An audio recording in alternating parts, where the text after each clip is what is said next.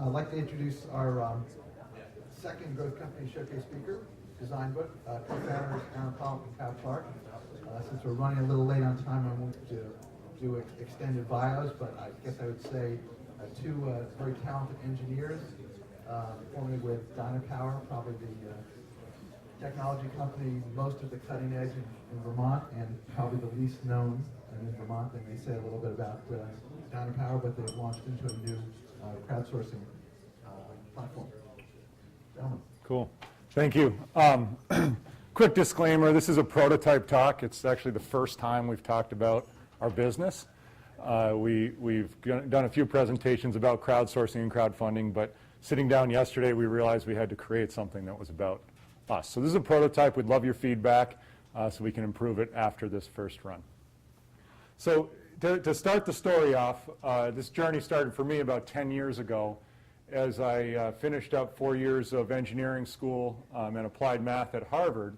And over the course of the last year, we were tasked with doing a senior design project. And that senior design project for me brought together technical skills and passions. And at the presentation of that project, I won the Senior Thesis of the Year award in the engineering department, and wanted more than anything to create a business out of that idea.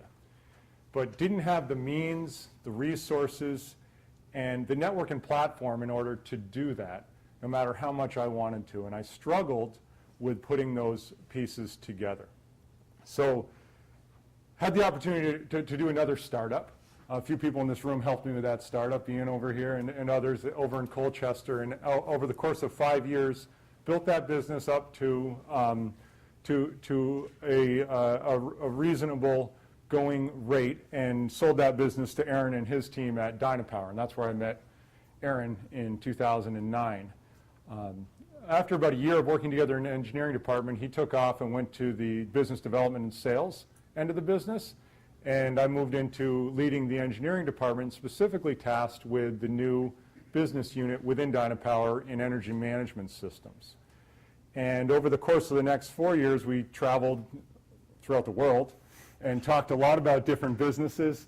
And I kept coming back to that original idea and why I was unable to take that project that I was incredibly passionate about and find the complementary resources that had common passions to realize that project. And we walked ourselves right into the definition of crowdsourcing.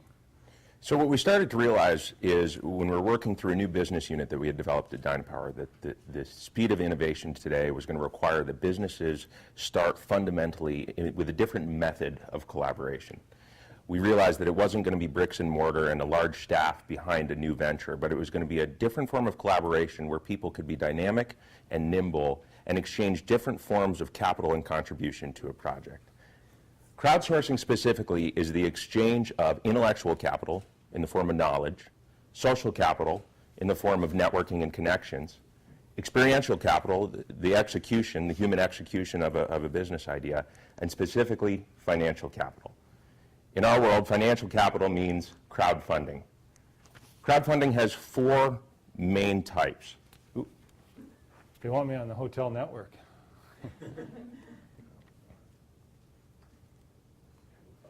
The 4 main types of crowdfunding are donation-based, where you contribute to something and don't expect any return on your investment. Rewards-based, where you contribute to something and you expect a reward or a pre-sale of a product like a t-shirt or one of the prototype products. Debt-based, where it's effectively peer-to-peer lending, or equity-based, where you have the opportunity to invest in a business, actually get ownership in that business, and make a meaningful contribution to that business's success. So after we identified this crowdsourcing as a means to realize a business, we focused on equity crowdfunding as the best use of the entrepreneur's time to maximize the return on that effort. So equity crowdfunding was interesting to us, and we started to study what makes for successful crowdfunding. And this is where the realization and the line between crowdsourcing and crowdfunding was drawn. Number one, in the top right here, it was very clear that the number of unique edges, or the number of founders in a business, was proportional to the number of backers you end up with on a crowdfunding campaign. In fact, when you go from one founder to two founders, you get 4 times as many backers, as long as they have diverse social networks. That was a big realization.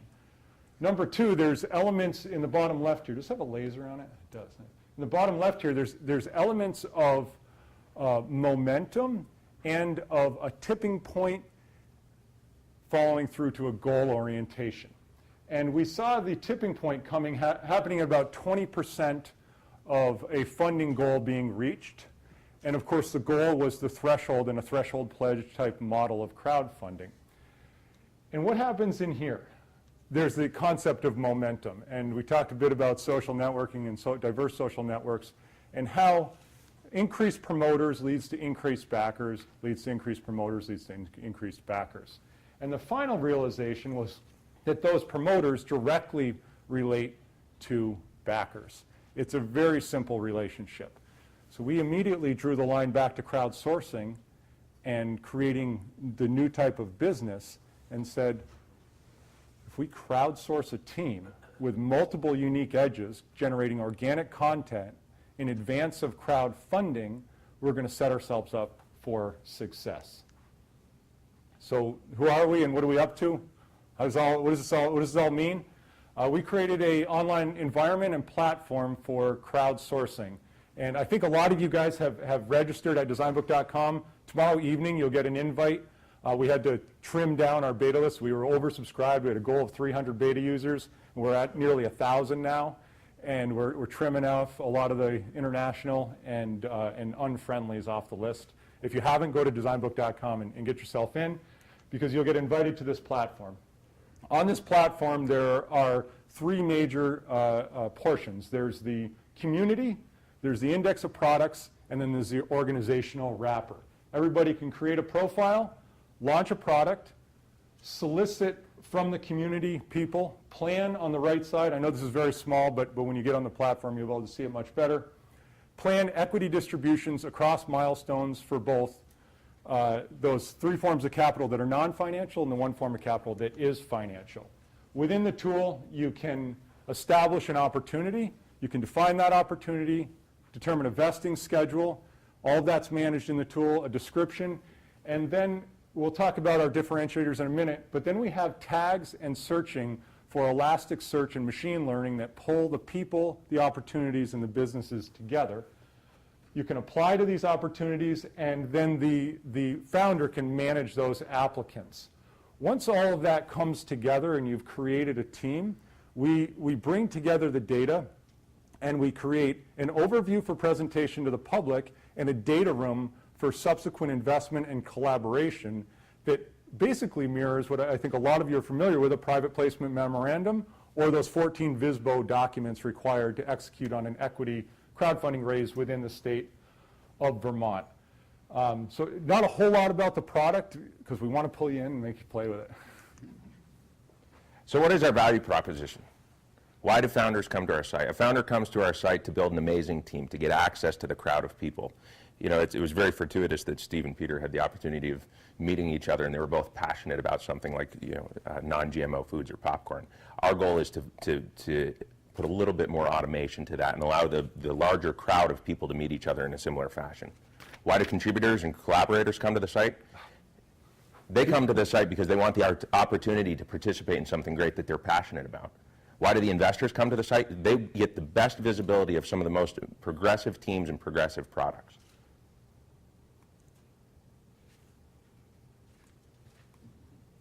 Keep going, man. All right, why do people stay on the site? I think this one's yours, though. Oh, yeah. So then the next question comes. Let me see if I can make this bigger again. Sorry about this. So why do people stay once we get them there? We get this initial surge, more than we expected, of beta users. How do we get them to stay? We provide value to the founders by allowing them to use the tool to manage that equity distribution through a vesting schedule, through financial updates, and through automatic reporting to those interested parties and those position holders. The collaborators, they get to see what their positions are doing. With subsequent crowdfunding rounds, they can see value in their contribution. and for investors to track those investments. And we'll talk about our little secret sauce 1 year from now that will really capture the interest and make people stay. So, very simple. Year one, our goal is to streamline and economize equity transactions in an online environment. Year two is to establish a secondary market for those equities. How we make our money? We earn our commission through a successful fundraising campaign that is hosted on our platform, and we provide premium business services to those founders. So what's the magic? We have an Elasticsearch algorithm that, when we have enough data, we'll then implement into our machine learning engine to make recommendations, connections, and pull people into the platform. We've identified that relationship between the unique edges and successful crowdfunding, and wrote a blog last week, which, Carrie, thank you for retweeting. It got tons of interest about unique edges in diverse social networks versus unique edges in common social networks. Social networking will cause unique edges in diverse social networks. So that's a big realization for us. We're going to reduce the cost substantially of private placements. I think everybody here has felt the pain. We've heard numbers from 15 to 39% of a small cap equity raise being expended on lawyers, CPAs, and just the fundraising activities themselves. We drive that way down with common deal structures, standardized documents. And that, in turn, will enable a secondary market when we level the playing field and everybody knows the rules. Secondary market is a secret sauce here for making a lot of money, because the collaborators will come when they see liquidity in their positions, which they don't do right now. I still get a stack of papers this tall from the first business showing the shares that I still own that I can't do anything with. And the investors, if they have a position to liquidate prior to a subsequent round. For example, a VC, we had a VC recently say, that's perfect. Because if I make an investment in a local notable social media platform, I could recapture my investment and ride the upside if there were a secondary market in advance of that subsequent investment. So we create that. And a little interesting thing, we created a really unique company culture where we're allowing everybody who's working for us and with us to create their own projects on Designbook and crowdsource and crowdfund those projects using 15 to 20% of their time and become the owners in those projects. So they practice on the platform, they exercise this thing, and they become evangelists for their own projects. So how do we get people on the train? The founders right now, we're finding really big success, 2 big relationships with Launch VT. We're going to host that business model competition. It'll bring about 70 platform businesses, about 300 collaborators, and some of you guys will be judges and investors hopefully in those projects. We just landed the Harvard Business Plan competition. Huge amount of work there to bring those 170 businesses, 100 high-profile judges, and about 1,000 collaborators. And we're working with a couple other institutions and business plan competitions to bring on more founders and collaborators. And we believe if we make really good teams, really thoughtful and insightful groups, we will draw the investors in by having economical exchange for equity positions. Who are we? A few of us in the back here, Aaron and myself, obviously. And we've partnered with a development team, Agillion Apps. I think a lot of people here know about them in town. And then we have a series of evangelists that have been kind of spreading the word and getting people interested in what we're doing from a credible position. So what comes next here? Back in July, we quit our jobs, sold our airplanes, and committed to years of fun. We had a first goal of a minimum viable product by October 31st of this year. We met that goal. So we had a product that could exchange equity on a crowdsourcing platform.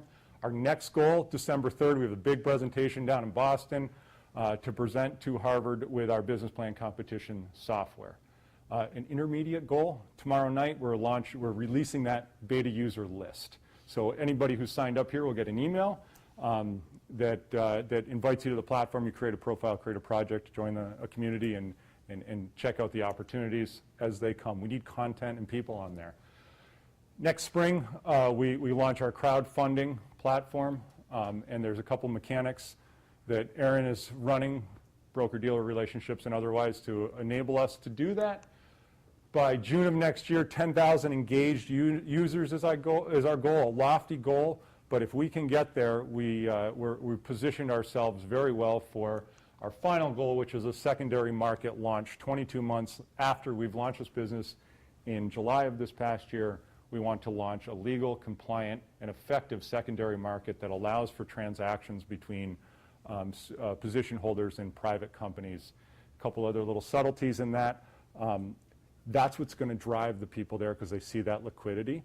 And the reporting and requirements of a crowd-funded business can be, of course, eliminated if those shares are reclaimed by the founder in a secondary market, allows them to do that and reprivatize their entire business if they have success in their majority position on the business, on the company. So I guess if you're a founder, come and launch a product. If you're a collaborator, come to earn positions in a company. And if you're an investor, watch these teams very closely because we're building a thoughtful and insightful platform to launch the new type of businesses with the new way people are working, capitalizing the nimble minds of millennials and the wave that's coming of crowdsourcing and crowdfunding. So that's our prototype talk. Any feedback? Anything else? No, I think I hit it. Cool.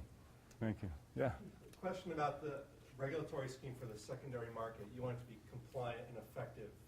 Is there anything that would be a barrier when you become compliant that would make it not effective? I mean, what are the major risks in the regulatory screening that would challenge you in your effectiveness? The effectiveness, so let's say we achieve compliance. We have holding periods, we have particular reporting, and the effectiveness comes in the ability for people in private companies to know the rules.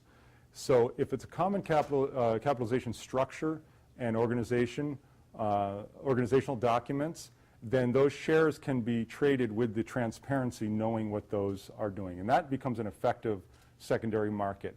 And the challenge is that somebody can't come flying into that market from the side with a different private company, different terms and different risks, and try and lay their opportunity out there, because then the prospectus looks completely different for those companies. That's what we mean by effective. So basically what we're doing is we're standardizing on the deal flow and the document structure to eliminate all of that, from standardizing on the operating agreements to the capitalization table, everything that would effectively go inside of a data room. Okay, cool. Yeah. I was trying to read up a little bit on the crowdfunding, equity crowdfunding laws. There's something in the Vermont structure that has to do with the funding having to come from within the state, if I understand it correctly. Yeah. So it seems like your platform being online is sort of more global, has global potential. Can you explain a little bit more about that? Take that. Go. So there are a couple of major evolutions that are going on in equity-based crowdfunding. The first is VSBO, the Vermont Small Business Offering Exemption, which is being able to truly and effectively crowdfund a business that is within the four walls of Vermont. What that means is it has to be a Vermont-based business and Vermont-based investors. We can manage that through an online platform, relatively easy, in a similar process to what you have to do on a federal level through investor accreditation. It's a series of having to do authentication and verification of who the people are as issuers and who the people are as investors, and examining those different criteria to make sure that they fit the investor requirements. On a federal level, under Reg D right now, what is legal is doing accredited investor crowdfunding. So over a certain financial level, you can actually make an investment through the crowd and do a general solicitation for that. What hasn't passed yet is the true crowdfunding Title III regulations that will allow you to do it if you're not an accredited investor. When do you anticipate happening in the spring? Is that the It was due to happen question. in December of 2012. The SEC dragged their feet a little bit, claiming investor protection wasn't adequately addressed. There are a lot of activity saying December of this year, or the SEC is going to be in big trouble. And a lot of people are saying anywhere between 3 and 8 months it will be released. There's a lot of active discussions between the industry and the regulators right now to ensure that's the case. But right now there are 14 independent states that allow for interstate crowdfunding. We're going to practice there right here in Vermont. Our strategic release and push is to focus on Vermont entrepreneurs, yourself included. Doug's on the platform right now with a business.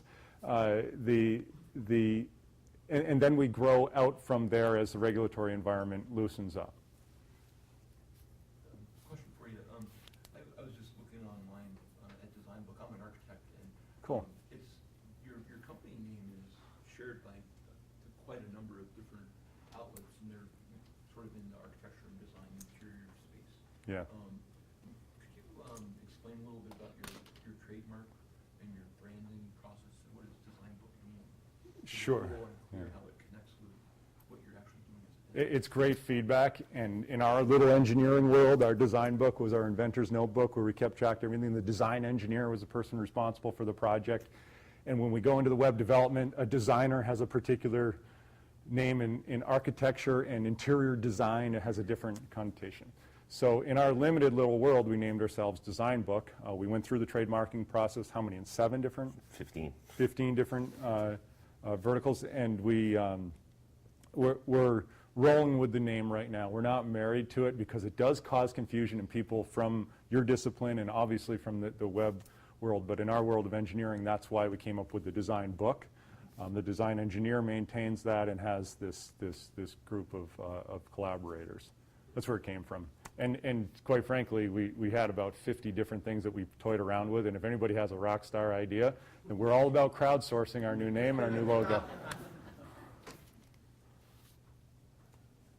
How does compensation work? How does a company pay to use what you guys have to offer? The company doesn't pay anything to use all those tools that we walk through and to facilitate those equity crowdsourcing placements. And if you look a little deeper into our tool, I know I'm not supposed to go very deep, but it doesn't cost us a lot to do those equity transactions as long as they don't involve financial transactions. When they're financial, we got to go through brokerage accounts and another layer of cost to us. So we don't charge for that because we believe that we're now positioning a company for successful crowdfunding. And then we end up earning a commission on that crowdfunding. And in the industry right now, our crowd is quoting something between 15 and 30%.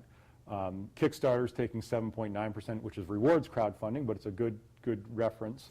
And we anticipate being significantly less than existing equity crowdfunding, and that's where we really earn our money. Thanks. Thank you. Yeah. Great presentation. Thanks, guys. Thank you. Can you talk a little bit about the secondary market?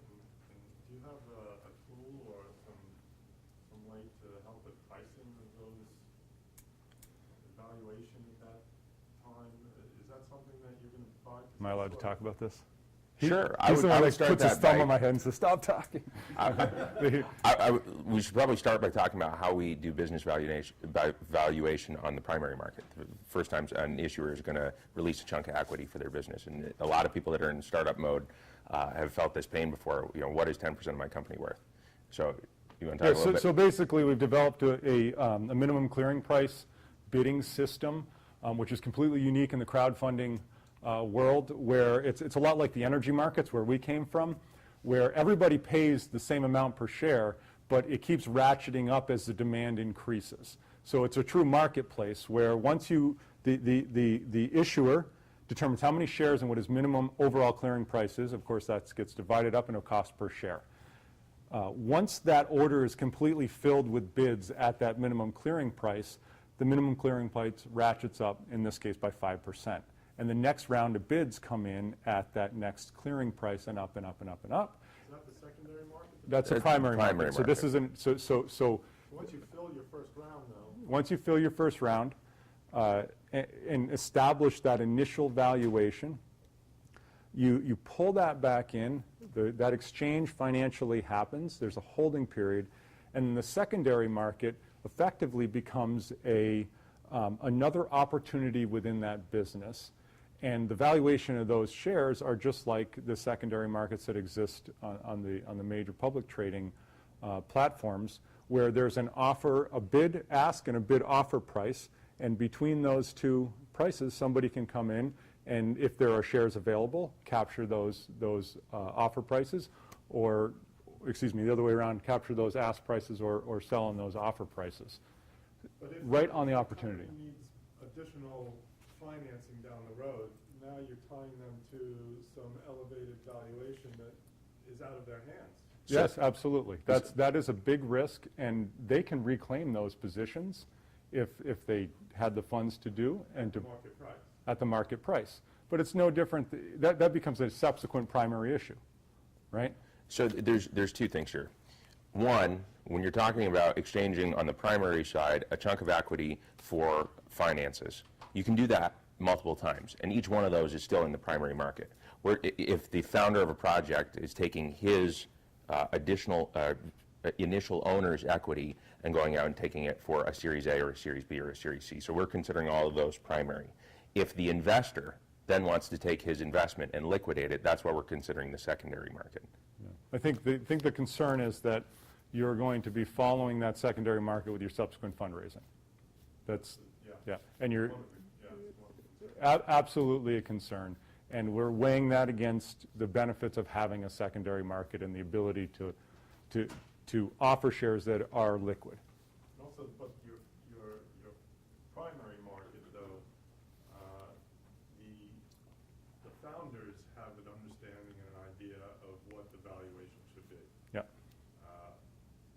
Once it gets into the secondary market, it gets traded up based on the investors' ideas and supply and demand. Absolutely. Which could be detached from what the underlying valuation of So I nominally agree with you, except the detachment part, where if you're a growth company and that speculative investment coming in on the secondary market by investors drives up your primary company valuation, that's a good thing for you, because you disagree?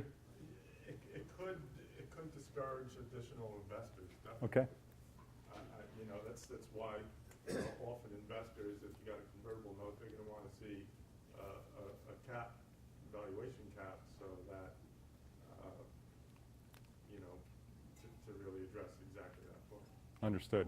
Yeah, there's a lot of complexities and trade-offs that we've talked about like that, and right now the secondary market isn't as black and white as our initial platform. We know it needs to happen. Some of these subtleties, I mean, we're all about pulling information from the crowd and understanding how this is going to work, and we've scoped up what we believe to be the best implementation of that. But these types of concerns are things we have to pull back in and make sure those are controlled or market-driven in some fashion.